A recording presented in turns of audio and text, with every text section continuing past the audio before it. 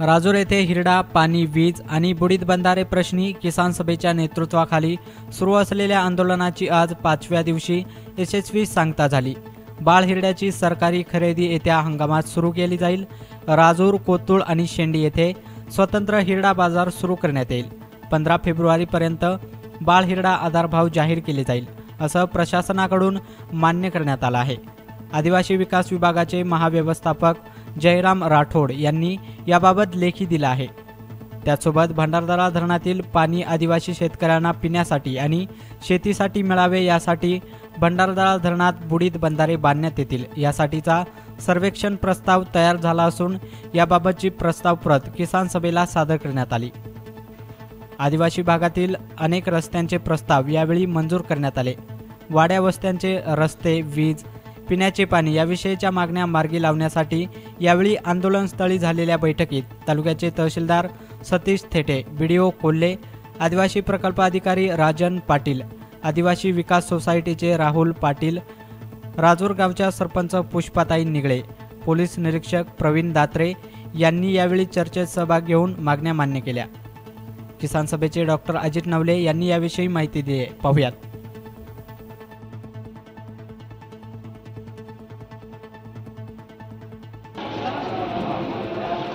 किसान सभेच्या नेतृत्वाखाली कॉम्रेड सदाशिव साबळे, नामदेव भांगरे, एकनाथ मेंगाळ, त्याचबरोबर विद्रोहीचे स्वप्नील धांडे आणि भारतीय कम्युनिस्ट पक्षाचे ओमकार नवाळी अशा असंख्य कार्यकर्त्यांच्या नेतृत्वाखाली गेले 4 दिवस जो इथे महामुक्काम सत्याग्रह सुरू होता त्याला आज खूप चांगल्या ताकदीने यश आलेलं आहे। या लढ्यामध्ये अनेक सहकारी सामील झाले।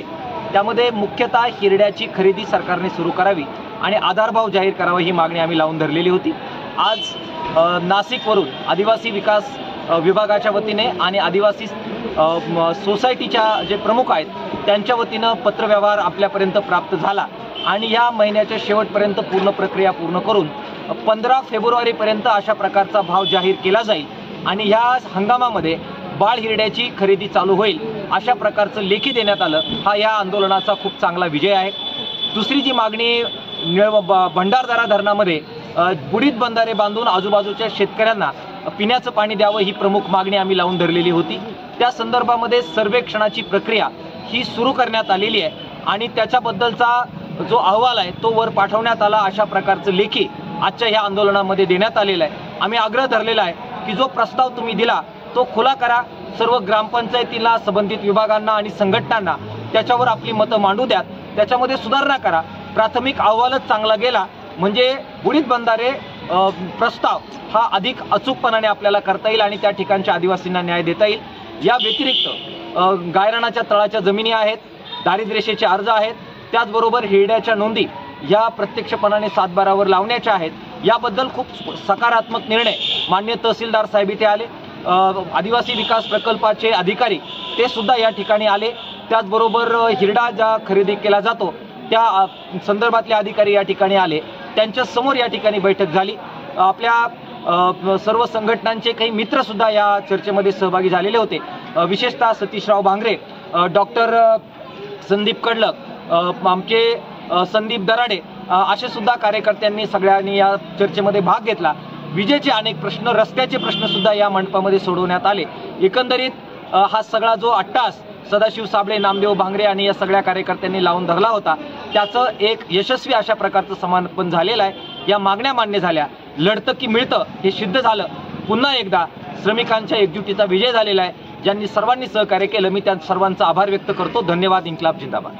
गेल्या 6 जानेवारीपासून अखिल भारतीय किसान सभेच्या वतीने एकूण 35 मागण्यांसाठी जो काही मुक्कामी सत्याग्रह या ठिकाणी आयोजित केलेला होता, या सत्याग्रहामध्ये हिरड्याच्या एकूण 13 मागण्या होत्या।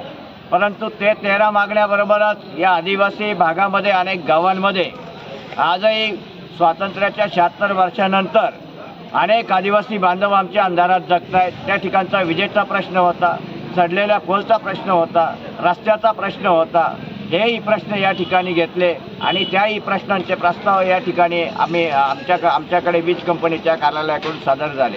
परंतु प्रामुख्याने हिरड्याची जी काही लढाई आहे, ज्या दिवशी आमच्या हिरड्याच्या झाडाची नोंद 7/12 उतार्यावर या शेतकऱ्याच्या होईल आणि ज्या दिवशी त्या शेतकऱ्याला हमीभाव मिळेल त्याच दिवशी खऱ्या अर्थानं आमच्या या शेतकऱ्याला न्याय मिळाला असं आम्ही गृहीत धरू. परंतु अधिकाऱ्यांनी जो काही सहकार्याची भूमिका दाखवली, या सगळ्या भूमिकेचा आदर करून आजचं आंदोलन या ठिकाणी समाप्त केलं.